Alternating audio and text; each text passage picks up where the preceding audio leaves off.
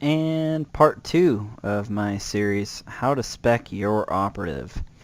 We're staring at Dr. Loken right now. Side note, I like to throw my PvE set on him while I'm in my PvE gear while I'm doing dailies. So that's why he's naked with a blaster right now. Yeah. Anyways, let's talk about PvP. No, let's respect this. That's not the right spec. Um, we're going to go over two different kinds of abilities. I'm going to speed through must-haves. You could look at the ability and see that they're must-haves, and that's that. And I'm going to go over in detail what your optionals are. So, starting out with must-haves, incisive action and imperial education. Buffs your healing, buffs your cunning, must have it. This we're going to get into later. Your second row, adrenaline probe, more energy, more better. Whenever you do get into the tank, you want to be able to buff it up as much as you can. And you really can't trade those points off for anywhere else. These middle two are must-haves. And your damage reduction, you're going to see. You're not going to be able to really trade it for anything better. Sedatives, never use in any situation ever. They're bad.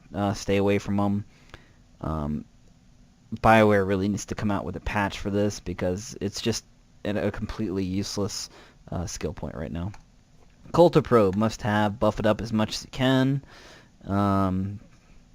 And invasive imperative.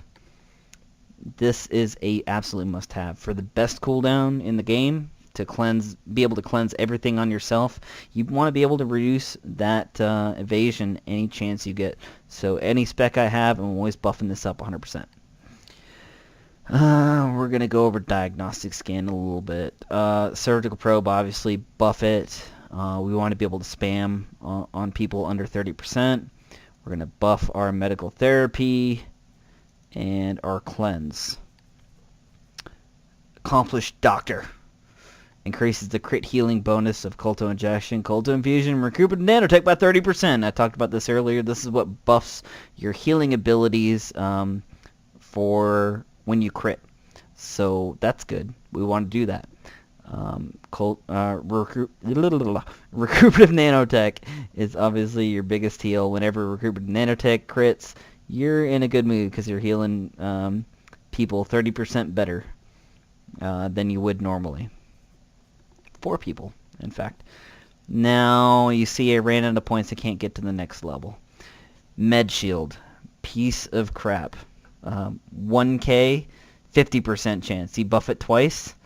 1k, 100% chance. Every time your shield probe is done, get the hell out of here. That's a horrible heal. You never want to put points into that. So that leaves us with what? I already talked crap about sedatives. Precision instruments is possible. But reduces the energy cost to debilitate, which you shouldn't be running the energy problems because you're stunning people. And severed tendon, same idea, you're rooting people, or I'm sorry, snaring people. So we're not going to put points in there. Instead, we feel that our points are better spent on diagnostic scan. I don't like diagnostic scan. However, it's a better option than reducing the cost of debilitate that we're going to use every 45 seconds. It's just not worth it. So diagnostic scan for the absolute minimum. You're going to see we're going to need this 1 point here for the 36-point tree, and I don't know. I prefer to have 2 points here, but it's just not worth it to fill it up for a PvP spec unless we could spend points otherwhere. Let's see. Durable meds, absolutely must have. And surprise surgery. This is where it gets iffy. I like to stick with 1 here whenever I can. Being able to come out of stealth and having that 1 stack is important. Like I said earlier, if you get caught without tactical advantage stacks, you're going to get in trouble really quick. So anytime you want to come out of stealth, you want to be able to open up with that stack already generated.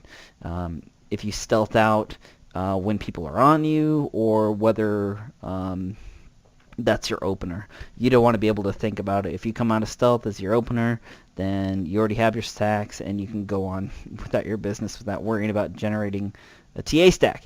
Recruitment nanotech, obviously we're going to have that, and that's a 36-point tree. Concealment tree. There's nothing except for this right here that we wish we could have, but it's just way too high in the tree. So we're just going to stick with the 3 points in survival training. Lethality. This is where it gets a little bit funny. We want to absolutely buff our crit chance. Crit chance is good. We want to keep all that. And alacrity. We don't want any kind of shiv. That's not going to really help us out unless you really want to do some sort of hybrid. My take on hybrids post 1. I guess post 2.0, whenever they change all the trees. Most of the hybrids suck, especially for operatives. They're still viable, but not really unless you're trying to pad your numbers. So we're going to stay away from any kind of DPS buffing because you need to put some serious points in to get real gain out of what you're losing. So we're going to take alacrity. I talked about why alacrity is good. That leaves us with 2 points. Where do we put it? Of course, we put it in slip away.